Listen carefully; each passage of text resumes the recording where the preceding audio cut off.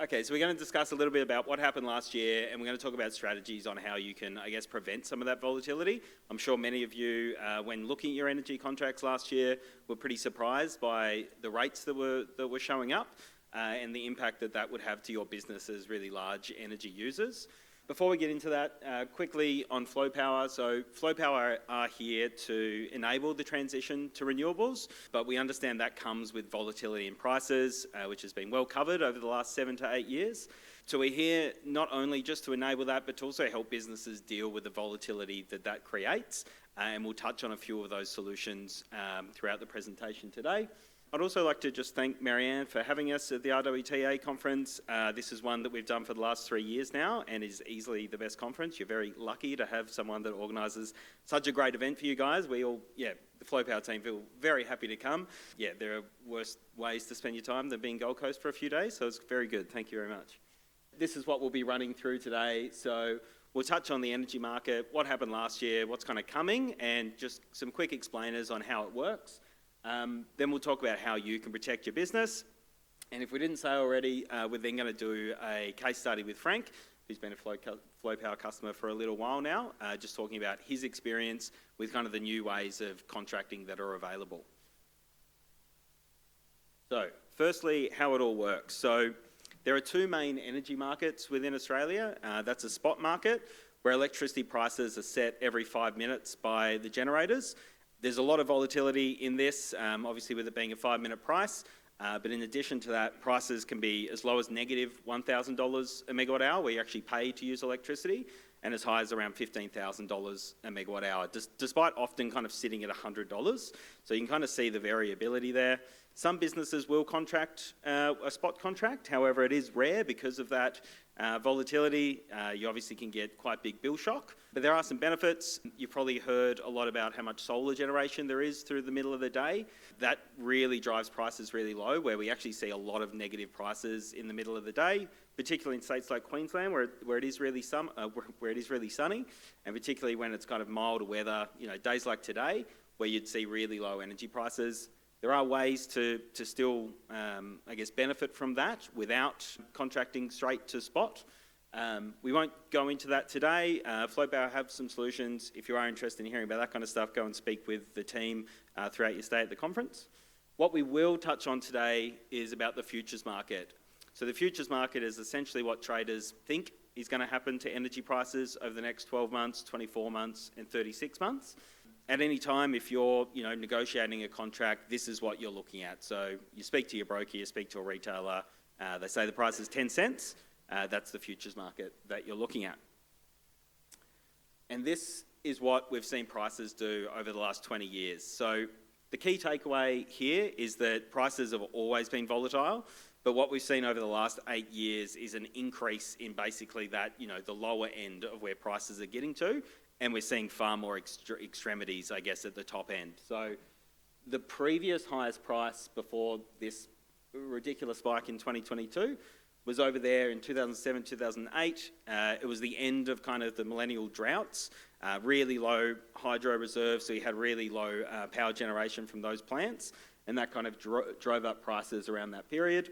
But since then, we've just kind of seen typical up and down pricing, until we get to around 2022, where we've just seen this insane spike here. As you can see, for the difference between late 21 through to that price there was actually close to 600% if you take the lowest point to the highest point. The reason I'm showing you this, as electricity purchasers, many of you, whatever is happening here, when you come to contract, essentially that's what you're going to pay. So if this isn't something that you've got your finger on the pulse of a little bit, you could easily get burnt here by sitting back and just waiting for your contract to come up. You contract at the right time, you might pay 600% more than the cold store down the road or in the same city. So yeah, as I said, that period in 2022 was really crazy. So just to kind of touch on that for a moment. So it really was a perfect storm of events. The BOM declared La Nina, which means lower solar generation, obviously cloudier weather. So that was already working against us. But then Russia invaded Ukraine, which led to just global gas prices skyrocketing, as has been pretty heavily in the media. Ukraine created a lot of gas, so does Russia. We're obviously not buying Russian gas. Ukraine aren't able to develop it in the same way at the moment. So that led to really high global prices. And with Australia, fed by a lot of gas and coal, it meant prices going up here as well. We also had flooding, so there was stuff happening in Australia as well. So in New South Wales, we had extreme flooding. That meant that we couldn't get coal from the mines to the power plants. It also meant all of our coal was wet. So some of it was unburnable, and the stuff that was burnable was burning at a lower efficiency. So everything was pretty much working against us. AEMO announced that electricity prices were up 141%. That was within, a span of like months. As I said before, if you look back to the cheapest price the year prior, we're looking at roughly a 600% increase in energy price, which is insane and unsustainable. Additionally, there was actually too much water. I talked before about the drought, meaning there wasn't enough water. In this case, there was too much water, so it wasn't safe to run the Snowy Hydro dams. Eventually, AEMO suspended the market, so they literally pulled the plug and said, we're taking over. A fair market can't run at the moment with what's happening. That was until the government imposed caps on coal and gas prices, which did, bring the price down. If I can go back. So as you can see, there was a very sharp drop-off with prices coming down really quickly, and that was really around that government intervention. We will talk about some solutions on how you can protect yourself, but before we do, maybe just a quick look to what's coming for this summer. The big concern really is around El Nino. So we've had La Nina for 3 years. Lucky for us, we've now got El Nino. So basically the opposite. We're looking at dry, hot summers. You've seen this already occurring in the Northern Hemisphere over the last 3 months, where we've had extreme heat, droughts, fires, all of these things. So the same issues can create high prices in electricity in Australia. So yeah, it's the first time we'll have full kind of working from home load with people using their air conditioners at home with a hot summer. Like we haven't had both of those things happen yet. So we've got that. We've got Liddell Power Station, New South Wales has been closed, so it's our first summer without that. Yeah, we've got another winter in the Northern Hemisphere, which drives up gas prices, gas being used to heat a lot of homes in the Northern Hemisphere. Generation from hydro being lower if it's dry. And then we've got global recession fears, which means that we might not get new projects off the ground, which obviously need to keep prices low.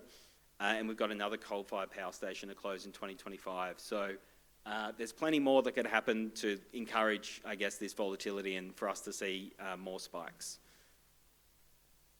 So firstly, let's think about how most people buy electricity at the moment. This really is the standard cycle for your general consumer.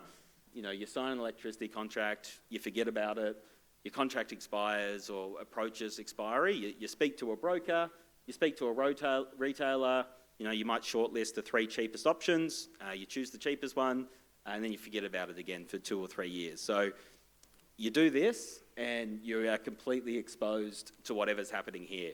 If you're not really thinking about it, if you're not engaged with someone, you're completely at the will of whatever's going on in the market. And I know it's probably pretty obvious, but a key thing, key similarity across all these things, you're in control of none of them. Very few businesses are in control of anything that happens in the energy market.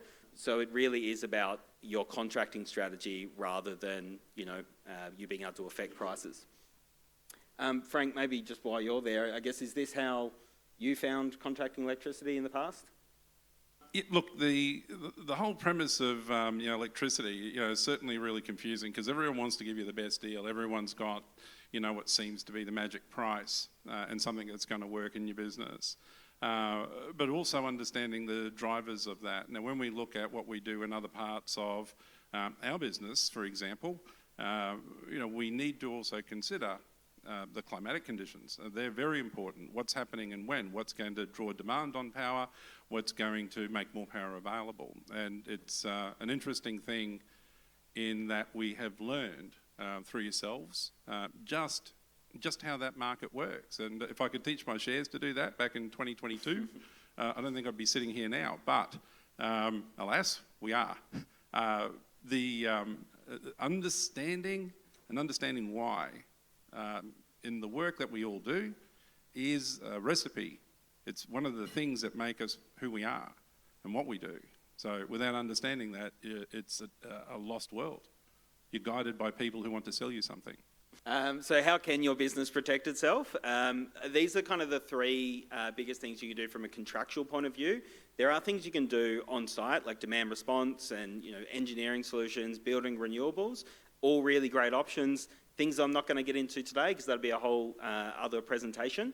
Really today we're just going to focus on some contractual things you can do. So the first one is progressive purchasing. So instead of just picking a time to go to the market and getting that rate, you can take a few bites at it. So if we think back to that graph we saw before, you're taking 25% of your load in January, 25% in June, 25% December, and so on, until you get to an average price. So that really does protect you from the extremes. So you won't, it's unlikely you will see as high a price as someone that just, games it and has a shot whenever. But it also doesn't quite unlock, the really low prices. Flow Power do offer progressive purchasing. It's not what we consider necessarily best practice.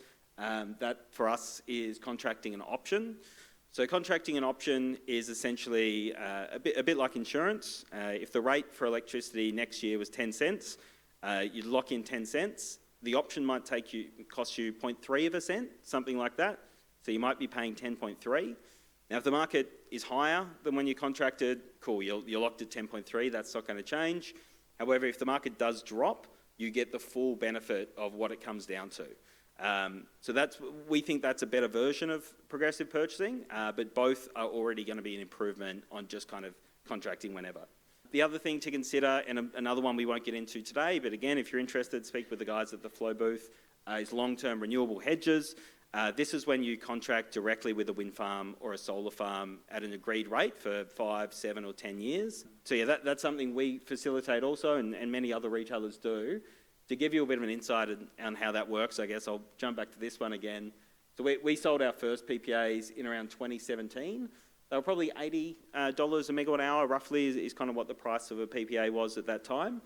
So really you are kind of saving quite a bit of money for the portion the wind covers in that period. There are going to be years where it would have been cheaper not to have it, but overall, over a long term, you've got price certainty and you're able to save, particularly against these really high prices. So just to illustrate those kind of options I just spoke about a little further, if you consider a business as usual approach, yes. If you were to contract in, say, December, that's roughly what you're looking at. You're going to be stuck on that price. However, if you looked at a progressive purchasing option, you might contract a little bit there, maybe 30%, another 30% there, and the rest there, and you might end up with a price that looks like this. So as I said, you're kind of like reducing some risk because you're not taking it all at once. So you're able to do that. Now the active option, which is coming up now, that looks like that. So basically you're taking a forward position. If the market continues to go, you're going to be locked to that first black line. But if it does come down, as it does in this illustrated example, you're going to create a lower position for yourself and you're going to save some money. I guess this is something that, as I said before, you do pay a little bit of a premium. You might pay an extra 3% if the market doesn't come down. But what we've seen is when the market does come down, it comes down in a big way. If you remember that picture I saw before, prices are up to $300, they're down to $100. So you're looking at like a 60 to 70% saving for what was a 3% upfront investment. So it is really something that should be considered as far as your, I guess, risk management strategies go to kind of cover yourself in the case that the market does come down. Something you've got to consider is your competitors might be contracting at another time and you don't want to be paying 3 times more for electricity than someone in the same industry. But yes, key points, really think about timing. When are you going to the market? I guess what intel do you have to know that this is a good time? Check with your electricity retailer or speak to others, speak to your consultant. Aggressive purchase options, about actual options to lower your price should the market come down. One of the things that Frank and I have spoken about a couple of times in the lead up to this is around the trust and relationship you've got with either your consultant or your retailer. The fact is the energy market is changing so much at the moment, and products like this, weren't commonplace a few years ago. Some of them didn't exist. There are more engineering solutions. There are more, options to contract with renewables, as I mentioned. So it really is important that you do trust the person you're dealing with, that they're going to bring you these options as they become available. They're not just giving you a contract and saying, cool, I'll speak to you in 3 years, unless you start speaking to someone else, and then I'll, come back and make sure you don't. So that's really key, that you do trust the person that you're going to be contracting with. And finally, just reviewing your options. So speaking with your retailer about those other things I mentioned, and always getting a reference price. So all the data I've looked at today was from ASX Energy. That's public information. If you are contracting with a retailer, you should just go to check that just to make sure that you're getting a fair deal.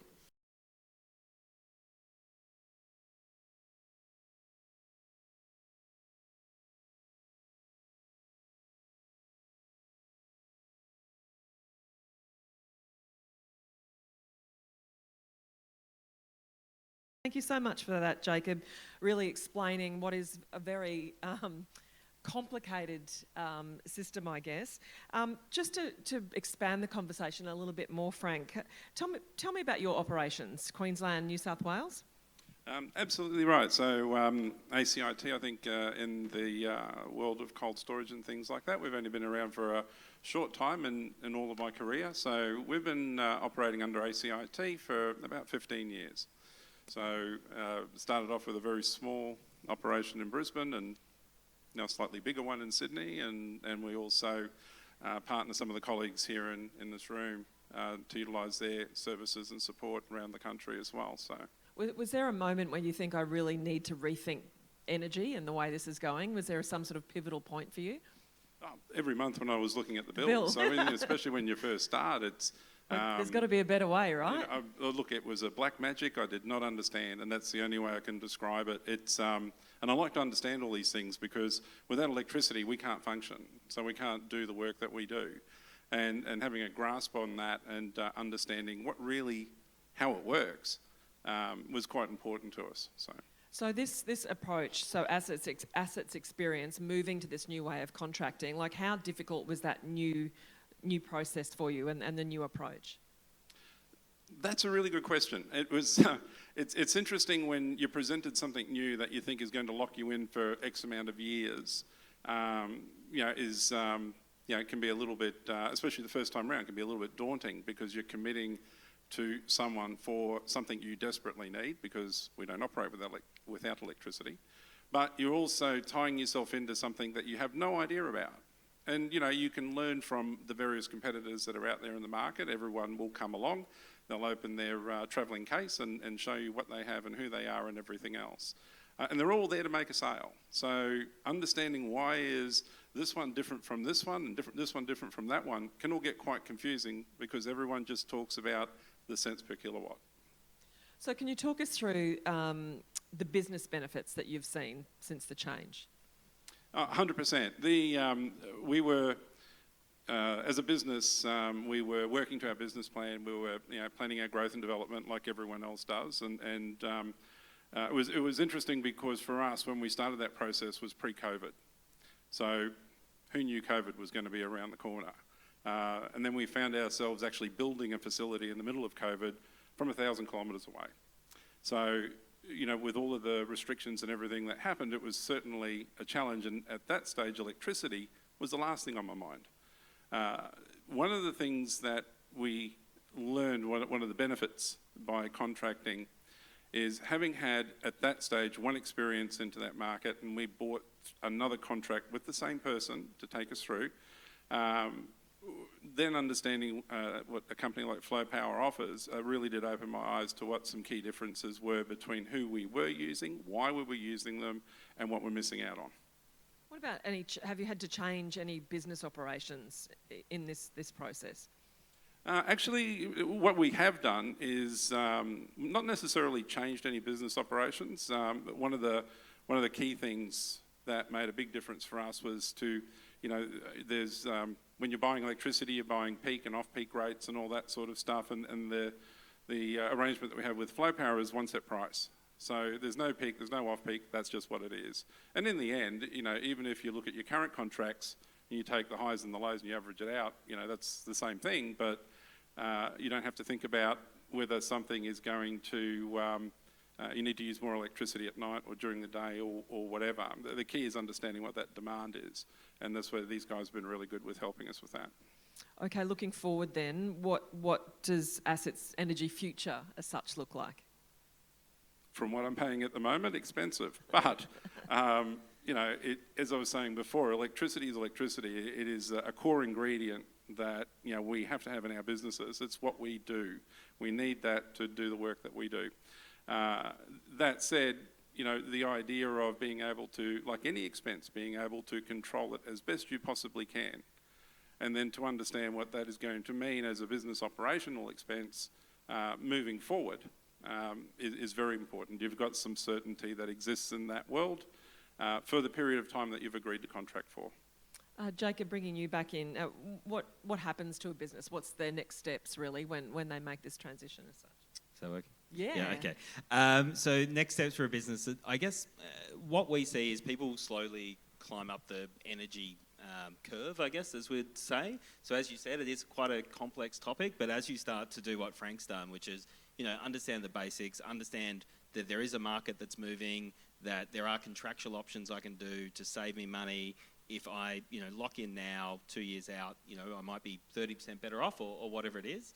I think once you start to get that level of engagement, you then go, well, what's next? And that's where we have like an engineering team that will work really closely with Frank to look at, efficiency gains, to look at if there are times you can use electricity that will give you cheaper network charges and things like that. So it really is, there's a whole world that opens up to you once you start to take a bit more interest and start to look at things a bit closer. Well, how does pricing work with forward contracting? Yeah, so as I kind of pointed out before, I guess, so we're looking at, there's a futures market at all times. Today the price in 2026 might be 10 cents. So if you lock that in now, that's the price you'll start to pay on the 1st of January. So it's really about monitoring that market a bit closer and choosing a good time to go. Frank, based on your experience, what advice do you have for others for when procuring smart energy contracts? Look, that's a really good question because just on something that Jacob was talking about as well, we actually contracted our electricity 6 months before we went live in our new facility, and it was the perfect time in the market for us to actually do that. It was only from the guidance from Matthew and the rest of the team there that we could learn and understand, and we were able to actually do that. As scary as what it is when you've got a system that you don't know what's really is going to be used. But the things to be mindful of is just understand who you're dealing with, understand the information that they're given, research it, understand where it comes from. A lot of the information that's supplied is public, and you can actually research that as well. You can even keep an eye on it if you want.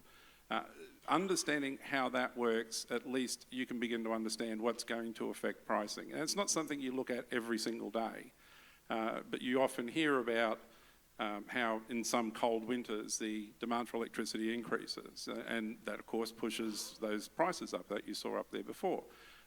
You have a mild winter and all that, and it's the prices are a bit better. And understanding those types of things for myself, and then educating my team, with Flow Power's help, has been quite exciting to actually learn what it is that we can do, or when it is the right time to look and to lock in. And becomes simpler after time with that getting your head around it, does it? Oh, look, when I always look at my electricity bills and I look at it and go, 55% is a demand charge, right? And the actual electricity component's like 40% of the entire bill. You still sit there and scratch your head, but understanding how that works and what that means, and using different technology, and these guys have been really, really good. They will always contact, they will always want to talk and see what it is have we considered, or what's happening in your business. So the more you involve your supplier, for lack of a better term, the more you involve your trading partner, the better the experience that you'll get. And just remember, when you're in a contract, the sale's done. So it's done. It's done for whatever period, a year, 2 years, 3 years. The sale's done. So, these guys, when we talk about Flow Power, it's actually building on what else can we do? Have you considered? To just wrap up this little panel then, sort of final thoughts, I guess, from you, Jacob, firstly. Is there anything else we need to be aware of when considering making this change, and how Flow Power can help? Yeah, I think the on-site stuff is probably the thing to consider, and I know for a lot of cold stores, demand response is a really big opportunity, and there's some demand response providers here as far as frequency control goes, and many of you'd be looking at that. So if that's not something you've looked at, that's probably a good place to start, in addition to contracting, because essentially some big dollars can be made to offset your energy spend for the types of electricity loads that you guys have. And what about ongoing support? I guess ongoing support, I mean, I'll bring it back to what we've kind of said a few times. It's making sure that you've got a good relationship, right? Like, I think it's so key. Like, it's such a big spend for these businesses. You're contracted with this business for 3 years. I think there's got to be confidence that there is the ongoing support with the business. And final words over to you, Frank. Are you happy you've made that change? Yeah. Oh, look, am I happy I made the change? Of course, because, these guys, Flow Power, encouraged me to, contract at the right time and the right price, and it just works.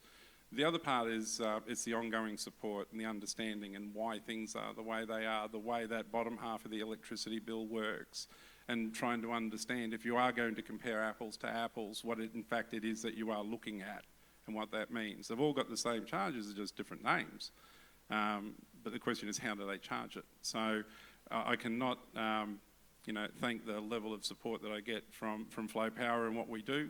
I don't just say those things willy-nilly. If I recommend a company, it's because we are a trading partner with that company. And we believe in what they do and how they have helped us as a business. And whether we like it or not, again, I come back to electricity is about what we do. We need it. And I think as a voice, as an industry, the RWTA has done some great work in representing us to government, and will continue to do so. So I can't recommend these guys enough. They've saved me a packet of money, and I'm sure they can do it for everyone in the room. Thanks so much, Frank. If you please put your hands together from Jacob from Flow Power and Frank from Asset Group.